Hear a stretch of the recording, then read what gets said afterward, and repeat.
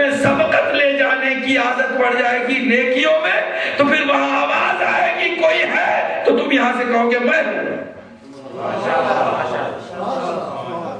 ورنہ کیا فائدہ ہے زندگی کا؟ آواز آئے، آواز پہ لبیک کرنا کس کو نصیب میں جو عادت ڈالتا ہے نیکیوں میں سبقت لے جانے کی۔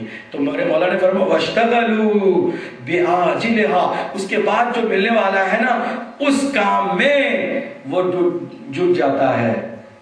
اب کیا مل رہا ہے اس پر اس کو کوئی توجہ نہیں ہوتی۔ کربلا میں بھی 2 آدمیوں کو مہلت ملی تھی، دونوں نے سوچا، دونوں نے رات میں ٹہل کے سوچا۔ ایک کا نام ہے عمر بن سعد جس کو موقع ملا تھا اور حسین نے بتایا تھا کہ تم جو کر رہے ہو اس سے تمہیں کچھ ملنے والا نہیں، لیکن ایک طرف سے شہر رہ کی حکومت سامنے تھی تو وہ شہر رہ کی حکومت ایک طرف، دوسرے طرف جہنم کو دیکھ رہا تھا اور وہ ٹہل رہا تھا کہ میں کس کو پک کروں۔ There are 2 options, there are 2 ways. One is to have شہر رہ کی حکومت، the government of شہر رہ. The other hand, کہ definitely I will go to hell. This is confirmed. عمر بن صاحب کو پتا تھا کہ حسین کا قاتل کبھی جنت میں جا نہیں سکتا۔ اس نے بھی مہلت دی، ٹائم مانگا، ایک رات اس نے بھی ٹہل کے گزاری۔ اب دیکھیں میرے مولا کے نہج البلاغہ کے اس جملے کو کربلا میں جو 2 شخصیتیں ملتی ہیں ان کی زندگی کے ساتھ ٹیلی کر کے دیکھیں کہ میرے مولا نے کتنی زبردست حقیقت سے بھرپور بات فرمائی تھی کہ 2 طرح کے لوگ مصروف ہونے والے ہوں گے، ایک جو اس کے بعد جو دنیا سے لے کر کے آخرت میں کام آنے والی چیزیں اس پہ لگ جاتے ہیں، اور کچھ لوگ کیش کی طرف توجہ کرتے ہیں، کرنٹ کی طرف کہ اب مجھے کیا ملنے والا ہے اس پر توجہ کرتے ہیں۔ اب سوچنے کا انداز اس کا عمر صاحب کے یہ ہے کہ میں کیا کروں، ایک طرف جہنم ہے، دوسری طرف شہر رہ کی حکومت ہے، شہر رہ کی حکومت کے لیے جہنم میں چلا جاؤں یا جہنم سے بچنے کے لیے شہر رہ کی حکومت چھوڑ دوں، کیا کروں۔ فائنلی میرے مولا نے جیسے فرمایا کہ وَاشْتَغَلُوا أَهْلُ الدُّنْيَا بِعَاجِلِهَا، دنیا والے کیا کرتے ہیں، کرنٹ کیش پر توجہ کرتے ہیں۔ اس نے نتیجہ نکالا، ایک طرف جہنم ہے، دوسری طرف سے شہر رہ کی حکومت ہے۔ جہنم کو کس نے دیکھا ہے، وہ تو بہت لیٹ ہے، اور ادھر شہر رہ کی حکومت ہے جو کیش ہے، اسی دنیا میں ملنے والی ہے۔ تو عقل مند انسان کیش کو چھوڑ کے ادھار کے چکر میں نہیں پڑتا۔ دیکھیں نا، اس نے یہ نتیجہ نکالا، صغرا کبرا بنایا اور یہ نتیجہ نکالا۔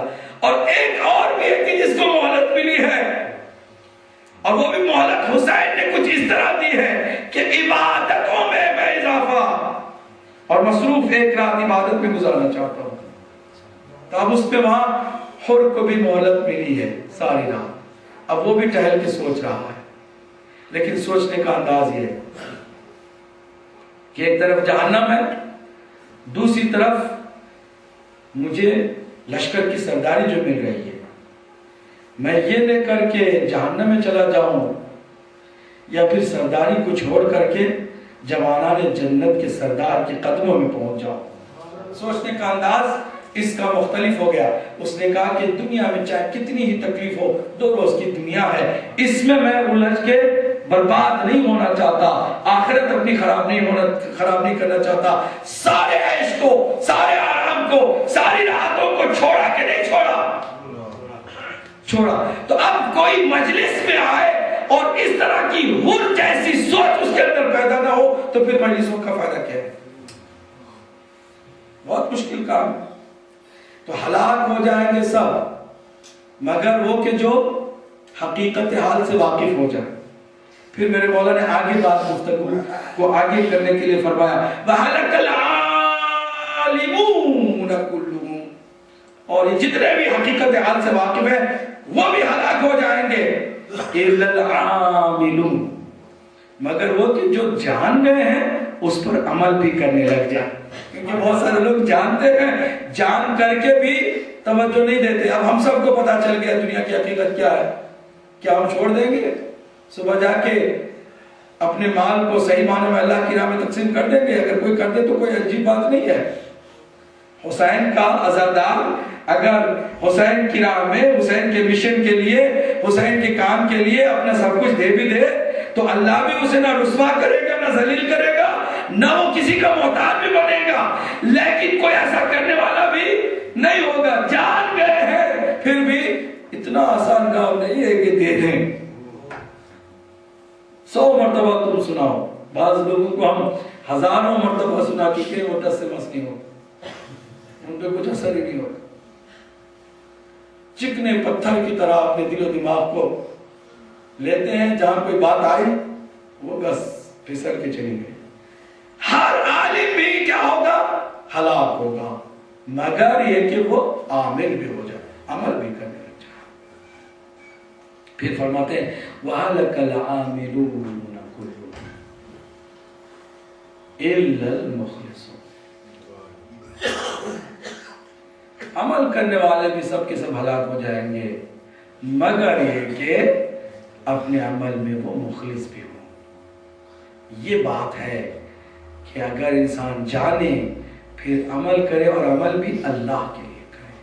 میں نے کیا عرض کیا تھا کہ آج کی مجلس سے آپ ایک درس لے، میں بھی سنانے والا، اللہ مجھے بھی توفیق دے کہ میں جو کہہ رہا ہوں اس پر کل سے بلکہ ابھی سے عمل کرنے لگ جاؤں، اور آپ بھی. آخری جو مرحلہ ہے ہلاکت سے بچنے کا کہ مخلص بن جائے. چھوٹا کام کرے، بڑا کام کرے، کوئی حرج نہیں. بڑے کاموں کے چکر میں بھی نہ پڑے. اکثر بڑے کاموں میں خلوص باقی نہیں رہتا، بڑی مشکل ہوتی ہے، اسٹرگل کرنا پڑتی ہے، گڑ گڑانا پڑتا ہے، تنہائی میں رونا پڑتا ہے. پروردگار یہ ایک بہت بڑی ذمہ داری. چند آدمی تعریف کر دیتے ہیں تو ہمارے اندر عجب پیدا ہو جاتا ہے، خود پسندی کا شکار ہو جاتے ہیں، اور خدا ہمیں گمراہی سے بچائے. یہ بھی ایک قسم کی گمراہی ہوتی ہے. تو اب یہاں پر آپ نے یہ کی بات سنیے. آج یہاں سے حسین کی درسگاہ سے ایک درس لے کر کوشش یہ کرنی ہے آپ کو کہ اس پر عمل بھی کریں. کیا کہ کچھ بھی آپ کام کریں اور وطن کے نہ کریں، کوئی پسند کرے آپ کو نہ کرے، اور وطن ہی اللہ. پھر آپ دیکھیں گا کہ آپ کا ہر لمحہ عبادت میں شمار ہوگا. عبادت ہی عبادت. جیسے حسین نے کربلا میں سب کو اسی عظیم درس سے آراستہ کیا، ہر ایک نے اسی انداز میں. حسین نے جو ساتھ تھے پوچھا کہ تم اس لیے تو میرے ساتھ نہیں ہونا کہ میں رسول کا نواسا ہوں، تم اس لیے تو میرے ساتھ نہیں ہونا کہ کہیں روز قیامت زہرا اطہر کو تم منہ دکھانے کے قابل نہیں رہو گے اگر مجھے چھوڑ دو گے تو. اس لیے تو میرے ساتھ نہیں ہونا. تو جو ساتھ تھے وہ کہتے تھے نہیں آقا و مولا، آپ کو رسول کے نواسے ہونے یا فاطمہ کے بیٹے ہونے کی وجہ سے آپ کی ہمراہی نہیں کر رہے ہیں، بلکہ ہم آپ کو حق کی شکل میں دیکھ رہے ہیں. اس وقت حق آپ ہیں. اگر ہم آپ کا ساتھ نہیں دیں گے تو اللہ ہمیں باطل والوں میں شمار کرے گا. کتنے لوگ تھے حسین کے جو ساتھ دینے والے تھے؟ کم تھے آپ کے خیال میں یا زیادہ تھے؟ آج کے دور میں دیکھو اور مولا امام زمانہ کو پردہ غیب میں دیکھو تو یقین جانو کہ حسین کے ساتھ کم نہیں تھے افراد. اگر 40 افراد حسین کے صحابیوں جیسے آج جمع ہو جانے مخلص، ایسے مخلص، تو پھر امام کو پردہ غیب میں رہنے کی ضرورت ہی نہ ہو. پردہ غیب میں کیوں رہے؟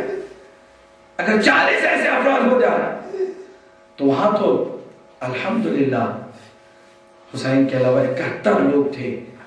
اس میں بچے بھی ہیں، جوان بھی ہیں، بوڑھے بھی ہیں، اور سب کا عزم، سب کا ارادہ، سب کے اندر اخلاص کی وہ دولت کہ ہر ایک مخلص ہو گیا. اتنا مخلص، اتنا پیور کہ کوئی بھی دنیا کی چیز اس میں مکس نہیں ہو رہی ہے.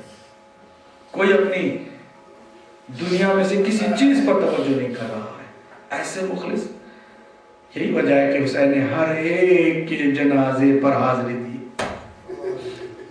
یہی وجہ ہے کہ حسین نے ہر ایک کو اپنے ہاتھوں سے اٹھایا ہے، حسین نے ہر ایک کے